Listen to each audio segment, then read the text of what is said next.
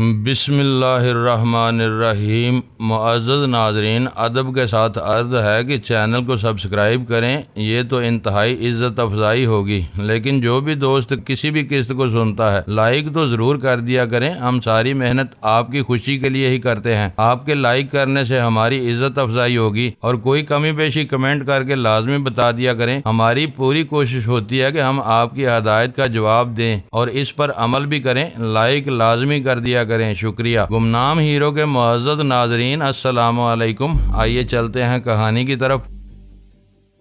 چند لمحوں کے بعد میں نے اسی گمبھیر اور حتمی لہجے میں کہا، شہزاد، دوست احباب انسان کے دست و بازو ہوتے ہیں، لیکن آج کی رات میں اپنے کسی بھی ہمدرد کو زحمت نہیں دوں گا۔ میں انہیں پہلے ہی بہت سے جہنموں میں جھونک چکا ہوں۔ ساحل کی تلاش اور حصول والا معاملہ مرحلہ اب مجھے تنہا ہی طے کرنا ہے، اور یہ میرا آخری فیصلہ ہے۔ جب کوئی انسان اٹل اور دو ٹوک فیصلہ سنا دے تو پھر جرا و بحث کی گنجائش باقی نہیں رہتی۔ شہزاد میری ثابت قدمی اور قوت ارادی سے بخوبی آگاہ تھا۔ وہ جانتا تھا کہ میں آگے اٹھنے والے قدم کو واپس نہیں ڈالتا، لیکن ایک مخلص دوست ہونے کے ناطے وہ مجھے سمجھانے اور قائل کرنے کے فریضے کو نہ بھولا۔ لیکن اس نے کچھ کہنے کے لیے جیسے ہی زبان کھولنا چاہی، میں نے سختی سے منع کر دیا۔ نہیں شہزاد، میں نے جو کہہ دیا ہے اس سے 1 انچ ادھر ادھر نہیں۔ میں اپنوں کو پہلے ہی بہت دکھ پہنچا چکا ہوں، اب نہیں، بالکل نہیں۔ ٹھیک ہے، بعد میں دیکھیں گے۔ وہ مبنی بر مصلحت لہجے میں بولا، آج کا سورج غروب ہونے میں ابھی بہت وقت پڑا ہے، تمہارا مشن تو ویسے بھی رات ہی کو شروع ہوگا۔ مزید 2-4 ضمنی باتوں کے بعد میں نے رابطہ ختم کر دیا۔ شہزاد سے ہونے والی گفتگو پر جب میں نے غور کیا تو مجھے محسوس ہوا جیسے میں نے اس کے ساتھ زیادتی کر دی ہو۔ وہ میرا بے لوث اور جان نثار دوست تھا، میری ہمدردی سے مجبور کر رہی تھی کہ کڑے وقت میں میرا ساتھ دے، کندھے سے کندھا ملا کر دشمنوں کی صفوں میں کھلبلی مچا دے، اور میں نے بڑی درستی سے اسے کارنر کر دیا تھا۔ مگر میں کیا کرتا، میں بھی تو اس معاملے میں مجبور تھا۔ میں اپنی دشمنی کی آگ میں کتنوں کو جھلساتا۔ دشمنوں کو تو ایک مشغلہ مل گیا تھا، وہ مجھے شکار کرنا چاہتے تھے، اور جب میں نشانے پر نہیں آتا تھا تو وہ میرے کسی پیارے کو ٹارگٹ بنا لیتے تھے، اس گمان میں کہ شاید میں نے اس ٹارگٹ کے پیچھے پناہ لے رکھی ہو، اور وہ گمان سے یقین تک پہنچنے کے لیے بے دریغ ہلاکتیں کر رہے تھے۔ میرے اپنے اندر میرے ہمدرد، میرے پیارے ایک ایک کر کے ان کے ہاتھوں اپنی زندگیاں گنوا رہے تھے۔ یہ حالات میرے لیے سوہانے روح تھے، دل کا آزار تھے۔ میں نے شہزاد سے جس رویے کا اظہار کیا اس پر مجھے افسوس تو ہوا، لیکن یہ سوچ کر میں نے خود کو تسلی دے لی کہ یہ افسوس اس زیاں کا پاسنگ بھی نہیں جو میری مستقل ہمراہی میں اس کے حصے آتا۔ پتہ نہیں میری یہ سوچ کس حد تک درست تھی، بہرحال اس وقت میرے ذہن کی جو کیفیت تھی، اس کے پیش نظر میں اس دائرے سے باہر سوچ نہیں پا رہا تھا۔ ابھی تک میں نے ساحل کو دستیاب کرنے کے لیے لائحہ عمل تیار نہیں کیا تھا۔ میرا اشارہ ایسٹ کی جانب ہے۔ جنید کا دعویٰ تھا شکیب عثمانی ساحل کو اپنے ساتھ پولیس موبائل میں سراج الدین کے پاس ایسٹ لے گیا تھا۔ اگر میں جنید کی بات کا یقین بھی کر لیتا تو مجھے بہت سوچ سمجھ کر ایک پلان کے تحت اس جانب پیش قدمی کرنا چاہیے تھی، اور اس کے لیے یقین دانی ضروری تھی، یعنی اس بات کا پتہ چلانا ضروری تھا کہ ساحل واقعی ایسٹ میں موجود بھی ہے یا اسے وہاں سے کہیں اور پہنچا دیا گیا ہے۔ اب تک کچھ ایسا ہی ہوتا آیا تھا۔ رکھاں والی سے ساحل کو لاہور کے ایک مہنگے ترین ہسپتال پہنچایا جانے والا تھا۔ جب میں وہاں پہنچا تو پتہ چلا کہ اسے منشا نامی ایک شخص کی کوٹھی پر پہنچا دیا گیا۔ میں صدف کے ساتھ وہاں پہنچا تو معلوم ہوا تھوڑی دیر پہلے اسے چودھری دلدار کی کوٹھی منتقل کر دیا گیا۔ ہم نے پوری تیاری کے ساتھ چودھری دلدار کی کوٹھی پر ایک کامیاب آپریشن کیا، جس کے نتیجے میں چودھری نوازش کا بیٹا فیصل ہمارے ہتھے چڑھا۔ لیکن اس کے ساتھ ہی یہ مایوس کن اطلاع بھی ملی کہ ساحل کو لاہور سے کراچی بھیج دیا گیا ہے، اور یہاں کراچی میں بڑی خوش اسلوبی سے ساحل اور فیصل کا تبادلہ ہونے والا تھا کہ شعیب غوری نے چودھری نوازش کو ورگلا کر عہد شکنی پر مجبور کر دیا۔ اس طرح ساحل ایک مرتبہ پھر میرے ہاتھ سے نکل گئی۔ فیصل ابھی تک میری دسترس میں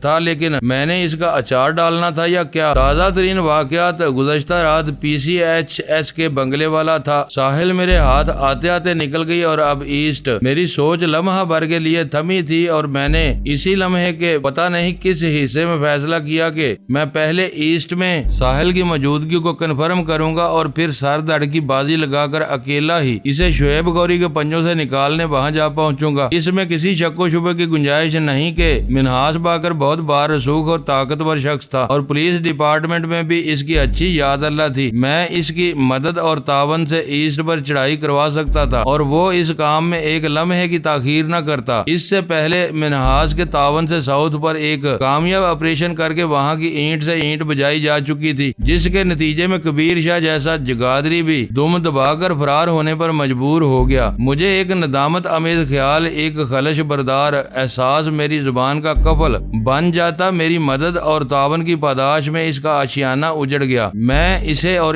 کتنی آزمائشوں میں ڈالتا، البتہ میں اس کے ایک تعلق کو استعمال میں لا کر اپنے لیے آسانیاں پیدا کر سکتا تھا۔ ایک فوری خیال کے تحت میں نے منہاس باقر کے نمبر ڈائل کیے اور فون اسی نے ریسیو کیا۔ رسمی اور بوجھل الیگ سلیگ کے بعد اس نے میری آئندہ سرگرمیوں کے بارے میں استفسار کیا۔ میں نے جے ڈی ملک کے بارے میں شہزاد سے ہونے والی گفتگو سے اسے آگاہ کر دیا۔ وہ پوری بات سننے کے بعد گمبھیر آواز میں بولا، قانون شکن اور شفاق قاتلوں کو عدالت سے قرار باقی سزا دلوانا خاصا پیچیدہ عمل ہے، اور خاص طور پر جب یہ لوگ شعیب غوری اور جے ڈی ملک جیسے طاقتور بھی ہوں تو ان کے خلاف ثبوت و شواہد جمع کرنا بہت مشکل ہو جاتا ہے۔ عدالت تو ہر بات کا ثبوت مانگتی ہے، لہذا ان لوگوں سے پرائیویٹ سیکٹر میں نمٹنا ہی بہتر ہے۔ منہاس نے بڑے ڈھکے چھپے الفاظ میں ہمیں کسی بھی سنگین کارروائی کی اجازت دے دی تھی۔ میں نے کہا، آپ جیسا سوچ رہے ہیں ویسا ہی ہوگا، ذرا ہاتھ پاؤں بچا کر کام کرنا۔ وہ سنجیدگی سے بولا، آپ اس سلسلے میں بالکل بے فکر ہو جائیں۔ تمہاری ساحل والا معاملہ کہاں تک پہنچا؟ جے ڈی ملک کے بعد ادھر کا رخ کروں گا، میں نے مبہم سا جواب دیا۔ میری کسی قسم کی مدد کی ضرورت ہو تو بلا تکلف بتا دینا، میں نے اسی لیے آپ کو فون کیا ہے۔ منہاس صاحب، میں نے بڑے رسان سے کہا، ہاں ہاں بولو، میں تمہارے لیے کیا کر سکتا ہوں؟ وہ آپ کا جاننے والا میک اپ ماسٹر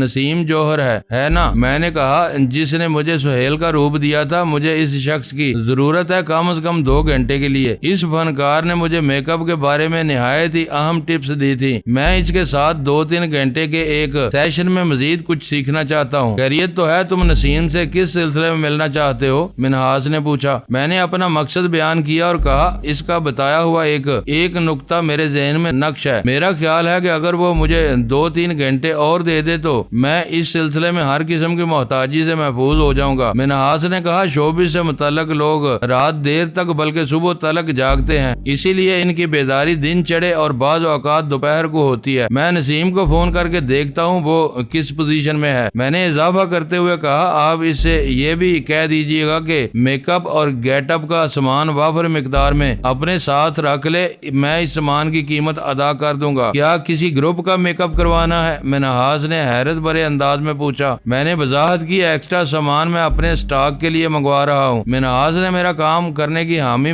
بری اور کہا، میں نسیم سے بات کرنے کے بعد تمہیں فون کرتا ہوں۔ ٹھیک 10 منٹ بعد منہاس کا فون آیا اور اس نے بتایا کہ نسیم جوہر ابھی سو کر اٹھا ہے۔ اس نے کہا ہے کہ وجدان کو میرے اسٹوڈیو پر بھیج دیں، وہاں اسے سیکھنے اور سمجھنے میں بہت آسانی رہے گی۔ وہاں ہر نوعیت کے سامان کی وافر مقدار بھی موجود ہے۔ دراصل منہاس تھوڑی دیر کے لیے متوقف ہوا، پھر بات مکمل کرتے ہوئے بولا، نسیم کو 3 بجے کسی نہایت ہی اہم اسائنمنٹ پر جانا ہے۔ اسی سلسلے میں اسے اسٹوڈیو میں کچھ ضروری تیاری کرنا ہے۔ اگر وہ 2-3 گھنٹے کے لیے تمہارے پاس آ گیا تو اس کا کام متاثر ہوگا۔ اسٹوڈیو میں رہتے ہوئے وہ تمہیں بھی ڈیل کر لے گا اور اپنا کام بھی جاری رکھے گا۔ ٹھیک ہے، آپ مجھے اس کا اسٹوڈیو ایڈریس بتا دیں۔ میں نے کہا، وہ تم سے زیادہ دور نہیں۔ منہاس نے کہا، تم چاہو تو ٹہلتے ہوئے اس کے اسٹوڈیو تک جا سکتے ہو۔ اس کے بعد منہاس نے مجھے نسیم جوہر کے اسٹوڈیو کا پتہ اور فون نمبر نوٹ کروا دیا۔ مذکورہ اسٹوڈیو خالد بن ولید روڈ کے اس پار ایک چھوٹے سے خوبصورت بنگلے میں واقع تھا۔ برک ریڈ اور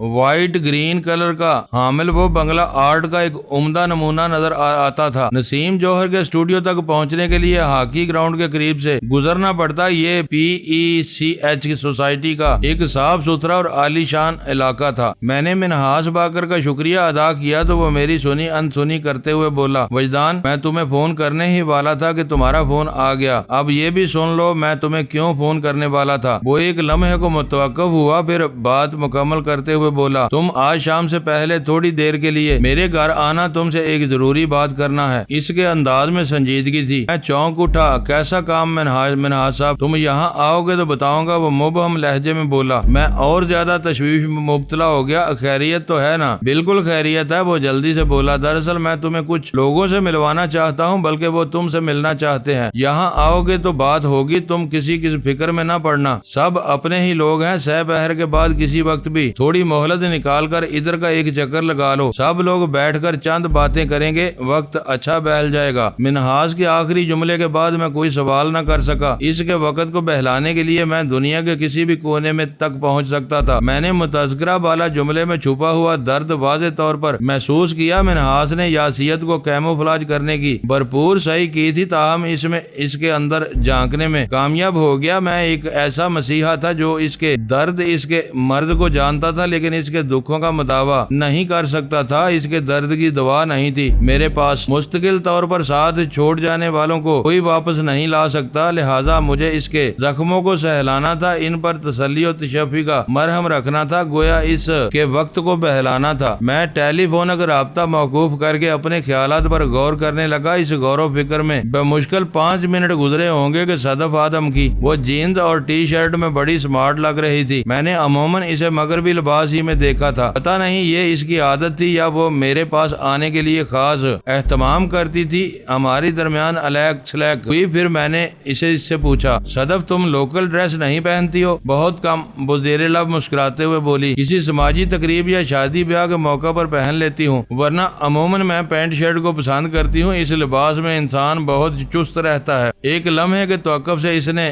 پوچھا، کیا تمہیں یہ لباس اچھا نہیں لگتا؟ ایسی کوئی بات نہیں، میں نے جلدی سے کہا، میں نے تو ایسے ہی پوچھ لیا، ورنہ تم پر ہر لباس میں اچھی ہی لگتی ہو۔ اس تعریف کا شکریہ، اس نے سرسری انداز میں کہا۔ پھر پوچھا، کیا تم ناشتہ کر لیا؟ میں نے اسبات میں جواب دیا۔ اس نے پوچھا، آج کا کیا پروگرام ہے؟ ابھی کچھ سوچا نہیں، میں نے دانستہ اسے اپنے پروگرام سے بے خبر رکھا۔ وہ بولی، پھر تو ٹھیک ہے۔ کیا ٹھیک ہے؟ میں نے سوالیہ نظر سے اسے دیکھا۔ اس نے بتایا، آج تم لنچ میرے ساتھ کرو گے، یعنی ہمارے گھر پر۔ اوہ، میں الجھ کر رہ گیا اور پوچھا، کیوں، کوئی خاص بات ہے؟ میرے ماما پاپا تم سے ملنا چاہتے ہیں، وہ گہری سنجیدگی سے بولی۔ لنچ تو ایک بہانہ ہے، وہ کیا کہتے ہیں، تقریب کچھ تو۔ میں نے اس کی بات کاٹی، وہ کیا کہتے ہیں اور کیا نہیں کہتے، اس بات کو چھوڑو، تم بتاؤ تمہارے پاپا اور ماما مجھ سے کیوں ملنا چاہتے ہیں؟ جب کسی جوان لڑکی کے والدین کسی جوان لڑکے سے ملنے کے لیے اسے اپنے گھر کھانے پر بلائیں تو یہ ایک خطرناک اور معنی خیز صورت حالات کا آغاز ہوتا ہے۔ میں نے اسی حوالے سے بدک کر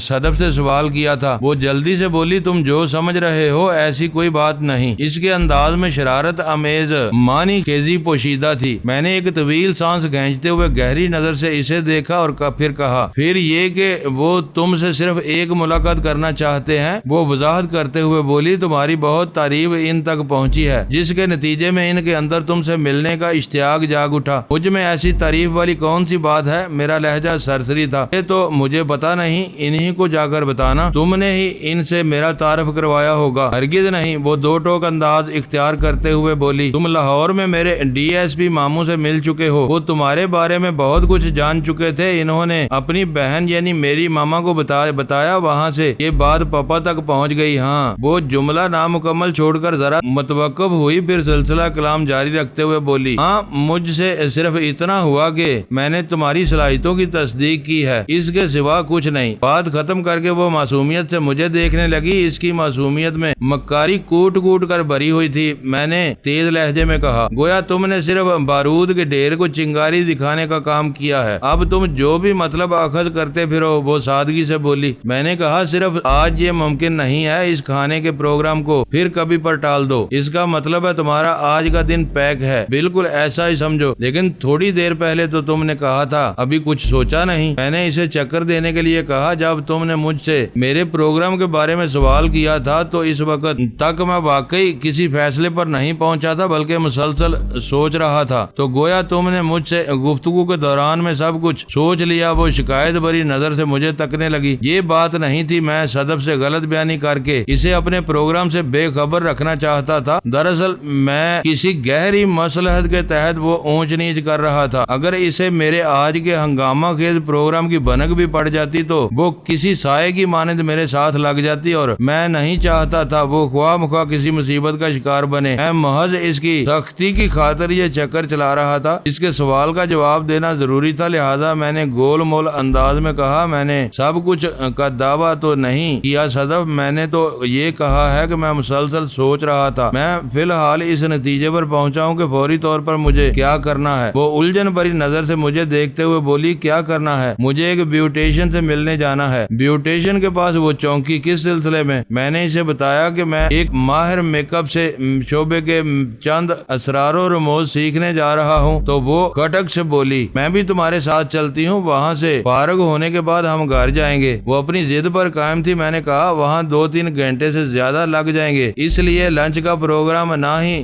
بناؤ تو اچھا ہے۔ میں نے کہا نا پھر کبھی چلوں گا تمہارے گھر۔ ٹھیک ہے، میں اپنے گھر فون کر کے انہیں آج کے لیے منع کر دیتی ہوں۔ وہ مبنی پر بر مصلحت انداز اختیار کرتے ہوئے بولی، یہ پروگرام بعد میں دیکھا جائے گا۔ لیکن وہ ادھورا چھوڑ کر تیز نظر سے میری آنکھوں میں جھانکنے لگی، پھر مضبوط لہجے میں بولی، لیکن میں تمہارے ساتھ بیوٹیشین کے پاس ضرور جاؤں گی۔ میں اپنے خیال میں سر پکڑ کر رہ گیا۔ بظاہر میں نے اپنی گردن کو 2 بار نفی میں جنبش دی اور ایک گہری سانس لینے پر احساس کرتے ہوئے اس پستہ قیامت کو تکنے لگا۔ آئندہ 30 سیکنڈ کے اندر اس نے اپنے گھر فون کر کے انہیں صورتحال سے آگاہ کر دیا۔ صدف نے ریسیور رکھا تو میں شہزاد کے نمبر ڈائل کرنے لگا۔ گزشتہ گفتگو میں ہمارے درمیان یہی طے پایا تھا کہ وہ دوپہر کے بعد مجھے فون کرے گا، لیکن موجودہ حالات میں نہیں جانتا تھا نسیم جوہر کے اسٹوڈیو پر کتنی دیر لگے گی، لہذا شہزاد کو یہ بتانا ضروری تھا۔ ڈائلنگ کی تکمیل پر دوسری جانب گھنٹی بجی۔ دوسری گھنٹی پر زرگل نے فون ریسیو کیا۔ میں نے اس کی خیریت دریافت کی تو وہ پوچھنے لگی، وجدان تم اس وقت کہاں ہو؟ ہماری طرف کب آؤ گے؟ میں نے مبہم اور محتاط الفاظ کا استعمال کرتے ہوئے جواب دیا، اپنے فلیٹ پر ہوں اور آج دن میں کسی وقت ادھر کا چکر لگاؤں گا۔ پھر اس سے پہلے کہ وہ کچھ اور پوچھ بیٹھتی میں نے استفسار کیا، شہزاد کہاں ہے؟ وہ ابھی 5 منٹ پہلے نکلا ہے، زرگل نے جواب دیا، 1 گھنٹے میں واپسی کا کہہ کر گیا ہے۔ تو اس کا مطلب تھا وہ اپنے مشن پر روانہ ہو گیا۔ مجھے امید تو نہیں تھی شہزاد نے زرگل کو اس سلسلے میں کچھ تفصیل بتائی ہو، تاہم تصدیق کی خاطر میں نے اس سے پوچھ لیا، اس نے تمہیں کچھ بتایا وہ کہاں جا رہا ہے؟ نہیں، وہ قطعیت سے بولی۔ میں نے موضوع بدلتے ہوئے کہا، تم کسی قسم کی پریشانی تو محسوس نہیں کر رہی ہو؟ پھر جلدی سے وضاحت بھی کر دی، میرا مطلب ہے فیصل تمہارے لیے کوئی پرابلم تو پیدا نہیں کر رہا؟ ہرگز نہیں، وہ پورے اعتماد لہجے میں بولی، وہ پوری طرح میرے کنٹرول میں ہے۔ ویری گڈ، میں نے اس کی کارکردگی کو سراہا۔ بس اب یہ ڈیوٹی 1 آدھ دن کی اور ہے، انشاءاللہ فیصل کے بارے میں بہت جلد فیصلہ کر لیا جائے گا۔ زرگل میرے بارے میں کرید کر پوچھنے لگی تو میں نے گفتگو کو اختتام کی طرف لاتے ہوئے کہا، باقی باتیں ملاقات پر کریں گے۔ شہزاد واپس آئے تو تم اسے میرا ایک پیغام دے دینا۔ وہ ہمتاً گوش ہو گئی۔ ایک لمحے کے توقف سے میں نے کہا، اس سے کہنا مجھے فلیٹ پر فون نہ کرے، میں خود ہی اس سے رابطہ کروں گا۔ ٹھیک ہے، میں تمہارا پیغام اس تک پہنچا دوں گی۔ میں نے اللہ حافظ کہہ کر ریسیور کریڈل کر دیا۔ اس دوران میں صدف ٹکٹکی باندھے مجھے دیکھتی رہی تھی۔ ٹیلی فونک رابطہ ختم ہوا تو وہ معنی خیز لہجے میں بولی، پٹھانی سے کیا راز و نیاز ہو رہے تھے؟ وہ اپنی فطری جبلت سے مجبور تھی، ورنہ میرے اور زرگل کے درمیان ہونے والی گفتگو کے لیے راز و نیاز جیسا الفاظ موضوع نہیں تھے۔ میں نے اس کی آنکھوں میں دیکھا اور قدرے خشک لہجے میں کہا، صدف جو کچھ بھی ہوا تمہارے سامنے ہی تو ہوا ہے، کیا تم نے کان بند کر رکھے تھے؟ وہ تیکھے لہجے میں بولی، میرے کان بند تھے اور نہ ہی آنکھیں، لیکن تمہارے خیالات تو نہیں پڑھ سکتی نا؟ میں نے کہا، خیال خوانی یعنی تھاٹ ریڈنگ ایک باقاعدہ علم ہے۔ اگر تمہیں میرے خیالات پڑھنے کا اتنا ہی شوق ہے تو تم یہ علم سیکھ لو۔ تم ٹیلی پیتھی کا ذکر تو نہیں کر رہے؟ ہاں، ٹیلی پیتھی کا ہی آسان انگریزی ترجمہ تھاٹ ریڈنگ ہے، اردو میں خیال خوانی کہہ لو۔ ٹیلی ویژن، ٹیلی فون اور ٹیلی اسکوپ کی طرح یہ بھی ایک سائنس ہے جس کے اصول کے لیے بڑی محنت اور ریاضت کی ضرورت ہوتی ہے۔ مارکیٹ میں اس علم پر جو کتابیں موجود ہیں ان کے مطالعے سے تو ٹیلی پیتھی نہیں سیکھی جا سکتی۔ وہ حتمی لہجے میں بولی،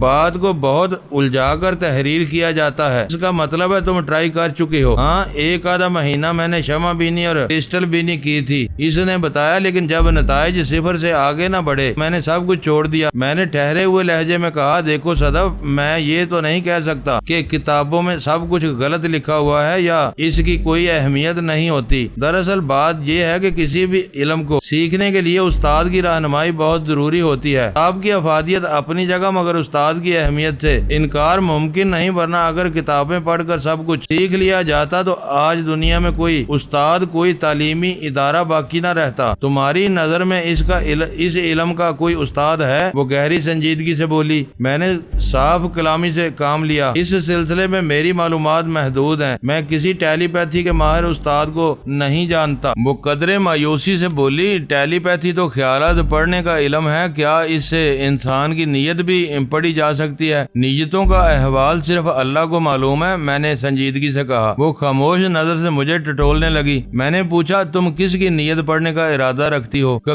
کسی کی نہیں، وہ گڑبڑا گئی۔ میں اس کی گڑبڑاہٹ کی بہت دور تک سمجھ رہا تھا۔ اس کی کیفیت کے پیش نظر میں نے کہا، تمہارے لیے ایک خوشخبری ہے، یعنی گڈ نیوز۔ کیسی گڈ نیوز؟ اس نے شک آمیز نظر سے مجھے دیکھا۔ میں نے کہا، میرا وہ پوٹھوہاری شہزادہ تمہاری اس پٹھانی زارگل میں دلچسپی لے رہا ہے۔ اس کے چہرے پر اطمینان کے رنگ جلبلانے لگے، مگر اپنے تاثرات کی نفی کرتے ہوئے اس نے غیر متعلق انداز میں کہا، وہ پٹھانی کب سے ہو گئی؟ تم خواہ مخواہ اسے میرے کھاتے میں کیوں ڈال رہے ہو؟ چلو، میں نے اسے اپنے کھاتے میں رکھ لیا۔ میں نے صدف کو چھیڑا۔ بہرحال شہزاد بڑے بھرپور انداز میں زارگل کی طرف بڑھ رہا ہے، دیکھو یہ اونٹ کس کروٹ بیٹھتا ہے۔ اس نے کریدنے والے انداز میں پوچھا، تمہیں شہزاد کی اس حرکت پر کوئی اعتراض نہیں؟ میں کون ہوتا ہوں اعتراض کرنے والا؟ میں نے اس کے زاویے کو سمجھتے ہوئے کہا، ویسے شہزاد نے مجھ سے NOC لے لیا ہے۔ اوہ! صدف نے ایک طویل اور گہری سانس کھینچی۔ اس اوہ میں دنیا جہان کا سکون بھرا ہوا تھا۔ زارگل کے حوالے سے اس کا ذہن صاف ہو گیا تھا۔ میں نے ایک بات خاص طور پر محسوس کی تھی،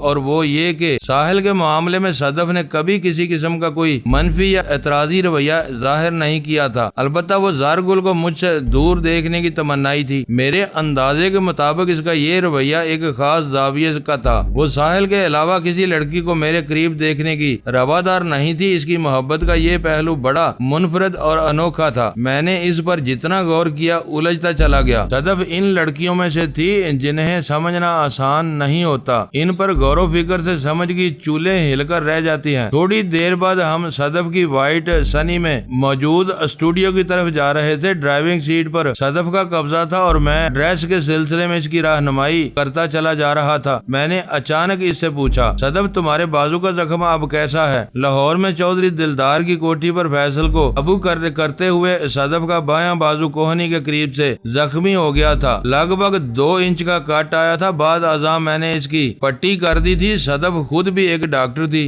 میری میڈیکل اسکل اس کے لیے حیرت کا باعث بنی تھی۔ اس نے بتایا، زخم ٹھیک ہے، تھوڑی اینٹھن اور درد باقی ہے۔ بہرحال یہ بازو استعمال کرنے میں مجھے کسی دشواری کا سامنا نہیں ہوتا۔ ہم مذکورہ اسٹوڈیو پہنچ گئے۔ نسیم جوہر ایک بیوٹیشین ہی نہیں بلکہ وہ ایک اچھا ہیئر ڈریسر بھی تھا۔ اس کے ساتھ ہی اسے فوٹوگرافی کے کام میں بھی ملکہ حاصل تھا۔ جس طرح ایک ماہر پلاسٹک سرجن ایک اچھا آرٹسٹ بھی ہوتا ہے، اسی طرح نسیم جوہر بھی ایک اچھا آرٹسٹ تھا۔ ایک انسان کے چہرے پر کام کر کے اسے کسی دوسرے انسان کا حلیہ دینا آرٹ نہیں تو اور کیا ہے؟ شاید یہی وجہ تھی کہ اس نے اپنے کارخانے کا نام اسٹوڈیو رکھ چھوڑا تھا۔ صدف نے مجھے بتایا کہ وہ نسیم جوہر کے نام اور شہرت سے واقف ہے، تاہم ملاقات کا آج پہلی مرتبہ موقع مل رہا تھا۔ نسیم نے پرتپاک استقبال کیا۔ اندر سے میں نے اس کا اسٹوڈیو دیکھا تو دنگ رہ گیا۔ وہاں کی آرائش و زیبائش میں بین الاقوامی معیار تھا۔ ہماری مختصر سی تواضع کے بعد وہ اصل بات پر آ گیا۔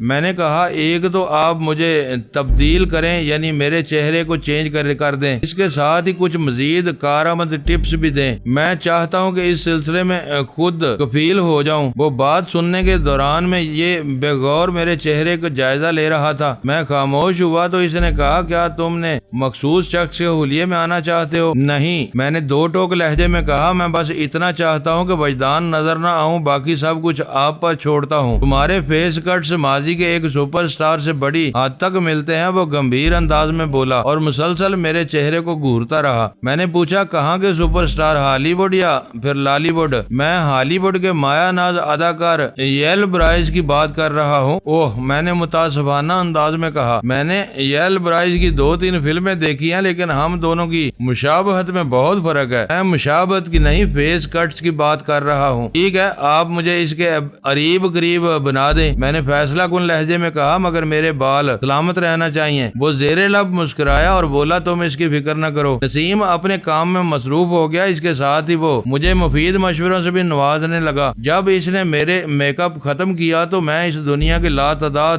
اسرار و نکات سے آگاہ ہو چکا تھا۔ بس تھوڑی سی پریکٹس کی ضرورت تھی۔ پریکٹس ہی کسی شے کو مکمل بنا آتی ہے۔ نسیم نے کہا میں نے تمہارا جو میک اپ کیا ہے اگر اس کے ساتھ کوئی چھیڑ چھاڑ نہ کی گئی تو یہ 24 گھنٹوں تک بالکل ایسا ہی رہے گا۔ آج کل موسم میں زیادہ حدت نہیں، اس لیے مذکورہ لمٹ میں اضافہ بھی ہو سکتا ہے۔ اس کے بعد نسیم نے مجھے مزید اہم رموز سے آشنا کیا جس میں مختلف قسم کے سپرنگ پیڈز کی مدد سے چہرے کے خد و خال کو تبدیل کیا جا سکتا تھا۔ کانٹیکٹ لینز کے ساتھ ساتھ گالوں اور نتنوں کو پھیلاؤ اور سکڑاؤ کی تکنیک بھی بتائی، نقلی مونچھوں اور داڑھی کا استعمال بھی سکھایا۔ الغرض اس نے منہاس باقر سے تعلق کا حق نبھا دیا۔ جب ہم وہاں سے رخصت ہوئے تو مختلف قسم کے ضروری ساز و سامان کی ایک بڑی تعداد و مقدار بھی ہمارے ساتھ تھی۔ اس سامان کے لیے میں کیا پیش کروں؟ میں نے شائستگی سے اخلاقیات نبھانے کی کوشش کی۔ وہ بے تکلفی سے مسکرایا اور بولا کچھ بھی نہیں، منہاس صاحب نے مجھے اس سلسلے میں منع کر دیا ہے۔ میں ایک طویل سانس لے کر رہ گیا۔ جرا و بحث کی کوئی گنجائش باقی نہیں تھی، لہٰذا ہم اس کے اسٹوڈیو سے نکل آئے۔ خالد بن ولید روڈ پر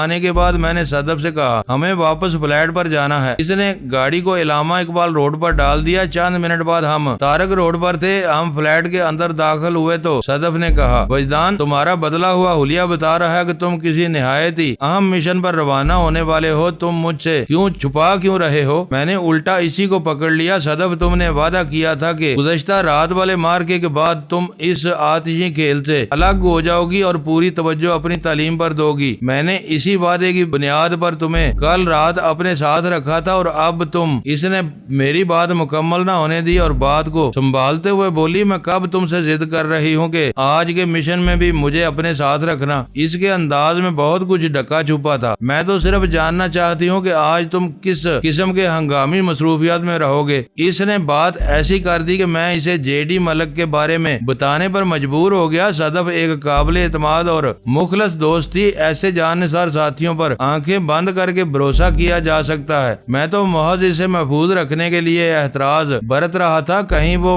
بھی میرے ساتھ پرواز کے لیے پر نہ تولنے لگے۔ میں نے ٹھہرے ہوئے لہجے میں اسے بتایا صدف تم جان چکی ہو منہاس صاحب کی فیملی پر جو قیامت برپا کی گئی اس کا ذمہ دار چودھری نوازش کا ایک خاص مہرہ خاص جے ڈی ملک ہے۔ میں نے اس کے اعلی کار 4 کمانڈوز کو جہنم واصل کر دیا ہے۔ شہزاد ان کمانڈوز کے ابا جان یعنی جے ڈی ملک کو عبرتناک انجام سے گزارنا چاہتا ہوں۔ ہمیں پتا چلا ہے ملک اپنے ایک دوست صفدر علی کے بنگلے میں چھپا بیٹھا ہے۔ میں جے ڈی ملک کو نارتھ ناظم آباد کے مذکورہ بنگلے سے نکال کر شہزاد کے حوالے کر دوں گا، باقی وہ جانے اور اس کا کام۔ میری بات ختم ہوئی تو وہ قدرے مطمئن نظر آنے لگی۔ میں نے اس کی تسلی کی خاطر مزید کہا صدف تم یہ مت سمجھو کہ میں تمہیں بالکل ہی نظر انداز کر رہا ہوں۔ آج ایک مشن میں تم میرا ساتھ دو گی۔ اس کی آنکھیں چمک اٹھی۔ کون سا مشن؟ Lunch mission. کیا تم میرے ساتھ کہیں لنچ پر جانا چاہتے ہو؟